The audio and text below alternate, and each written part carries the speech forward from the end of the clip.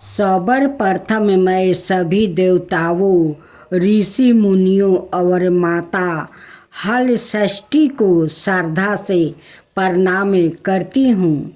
आज हम सभी यहाँ हल षष्ठी माता की पावन व्रत गाथा को सुनने के लिए एकत्रित हुआ है। यह व्रत विशेष रूप से माताओं द्वारा अपने बच्चों की लंबी उम्र, इच्छा, स्वास्थ्य और कल्याण के लिए किया जाता है। ऐसी मान्यता है कि जो श्रद्धा और विश्वास से इस व्रत को करता है और कथा को सुनता है, उस पर माता की कृपा सदा बनी रहती है। अब मैं सभी से निवेदन करती हूँ कि श्रद्धा भाव से कथा को सुने और माता का आशीर्वाद प्राप्ति करें। अब मैं हल षष्ठी माता की कथा आरंभ करती हूँ। चालू माताओं और बहनों को मेरा सादर प्रणाम है। आज हम भाद्रपद मास की कृष्णा पक्ष की षष्ठी तिथि को मनाए जाने वाले हल षष्ठी व्रत की कथा का श्रवण करेंगे। इस व्रत को हल छठ या बलराम जयंती भी कहा जाता है। यह व्रत विशेष रूप से संतान सुख, उनकी शीघ्र आयु कल्याण के लिए किया जाता है। इस दिन माताएं व्रत रख कर भगवान श्री कृष्ण के बड़े भाई बलराम जी की पूजा करती है और उनके जीवन से जोड़ी पावन कथा का श्रवण करती है। अब मैं आप सभी से निवेदन करती हूँ कि श्रद्धा भाव से इस पवित्र व्रत कथा को ध्यान पूर्वक सुने, ताकि हम सभी को इसका पूर्ण लाभ प्राप्ति हो। हल षष्ठी व्रत कथा बहुत पुरानी बात है। एक गांव में एक ग्वालिन गाय पालने वाली महिला रहती थी। वो बहुत धर्मपरायण और व्रत उपवास करने वाली थी।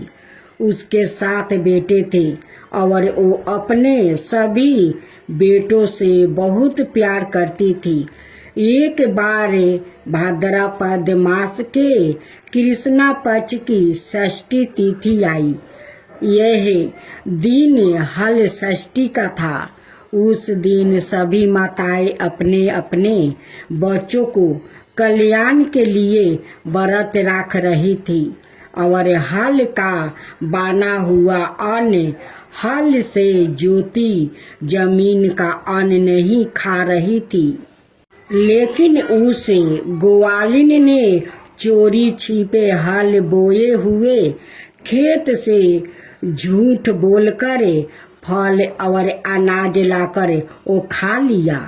उसने सोचा कि इससे क्या फर्क पड़ता है, लेकिन व्रत के नियम का उल्लंघन हो गया था। उसके बाद क्या हुआ, वो एक एक करके अपने 7 बेटों को वो खो बैठी। सबकी मृत्यु हो गई। वो दुख से व्याकुल हो गई। रोती हुई वो गांव के बाहर जंगल की ओर चली गई। वहाँ उसे एक वृद्धा मिली जो असल में एक देवी थी। उन्होंने उससे पूछा, क्यों बेटी, क्यों रो रही हो? ग्वालिन ने अपनी सारी कथा सुना दिया। तब देवी ने कहा, तूने हल से जोती हुई जमीन का अन्न खाया है। यह हल षष्ठी व्रत के नियमों का उल्लंघन है, इसलिए तुझे यह दुख मिला है। ग्वालिन ने अपनी गलती मानी और देवी से क्षमा मांगी। तब देवी ने कहा, अब तू सच्चे मन से हल षष्ठी का व्रत कर, हल से जोती जमीन का अन्न ना खा और नियमों का पालन कर अपने बच्चों की दीर्घ आयु और पुण्य प्राप्ति के लिए श्रद्धा से व्रत कर। ग्वालिन ने अगले बरस पूरी श्रद्धा से व्रत किया, कथा सुनी और नियमों का पालन किया। उसके सातों पुत्र पुण्य जीवित हो गया। गांव में यह चमत्कार देखकर सबने इस व्रत को करना शुरू कर दिया। इस दिन हल से जोती जमीन का अन्न नहीं खाया जाता। गाय का दूध, दही, छाछ और गेहूं धान से बनी चीजों वर्जित होती है। केवल फल, पेठा, झर, बेर, लाहा, चना आदि खाया जाता है। भगवान बलिराम जी, गौ माता, हल, लंगल आदि की पूजा की जाती है। जो भी श्रद्धा से हल षष्ठी की कथा सुनता है और व्रत करता है, उसे संतान सुख, परिवार की रक्षा और पूर्ण फल प्राप्ति होता है। बोलिए हल षष्ठी माता की जय, बलिराम जी महाराज की जय, गौ माता की जय। कृष्णा परछाई ना पकड़ पाने पर रोने लगा। एक दिन कन्हैया को एक नई लीला सूझी।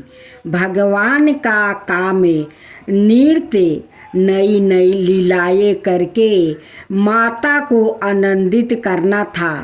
पूर्व जन्म में नंद बाबा और दशोदा मैया ने भगवान की उपासना करके भगवान से पुत्र रूपी में वत्सल्या सुखी की ही तो प्रार्थना की थी। भगवान उस इच्छा को अधूरी कैसे रहने देते।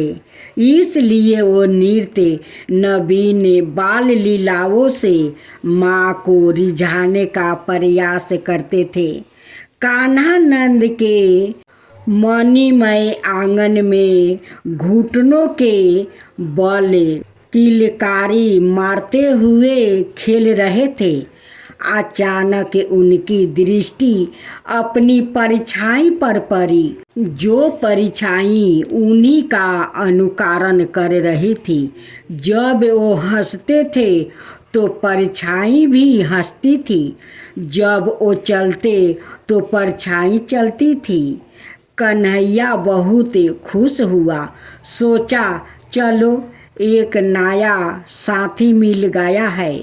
घर में अकेले खेलते खेलते मेरा मन उब जाता है।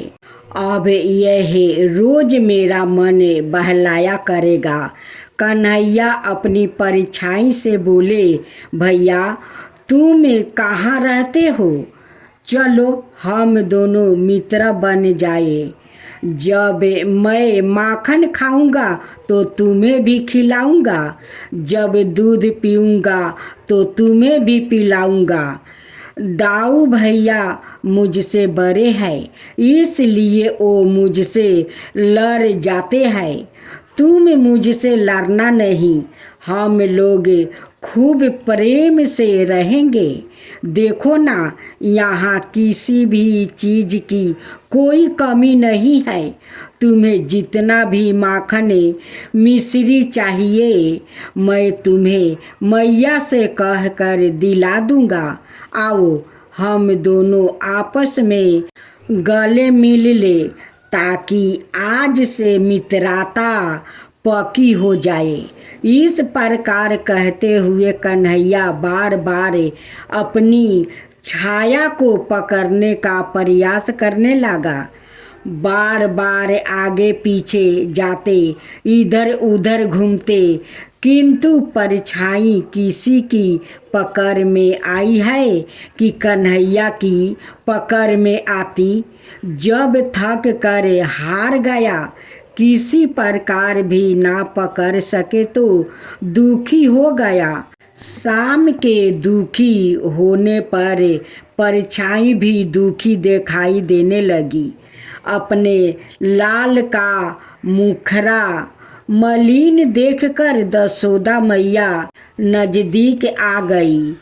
ध्यान से उन्होंने कन्हैया की तरफ देखी। कन्हैया की आंखें डबडबा आई, उनमें आंसू भर गया। वो उनका आंचल पकड़कर वो सुसुक सुसुक कर रोने लगा। माँ ने पूछा, कन्हैया तुम्हें क्या हो गया है, तुम क्यों रो रहे हो? श्री कृष्णा ने माता को अपना परछाई को दिखाकर बतला दिया। श्री कृष्णा बोले, मैया मैया यह कौन है? ये लोभ बस तुम्हारा माखन चुराने के लिए घर में घुस आया है। मैं बार बार माना करता हूँ और यह मानता ही नहीं। मैं क्रोध करता हूँ तो यह भी क्रोध करता है। मैया आओ ना, हम दोनों मिलकर इसे बाहर कर दे, नहीं तो यह तुम्हारा सब माखन खा जाएगा। मैया कन्हैया के इस भोलापन पर मधुर हो गई और कन्हैया के आंसू पोंछकर उन्हें गोद में ले लिया।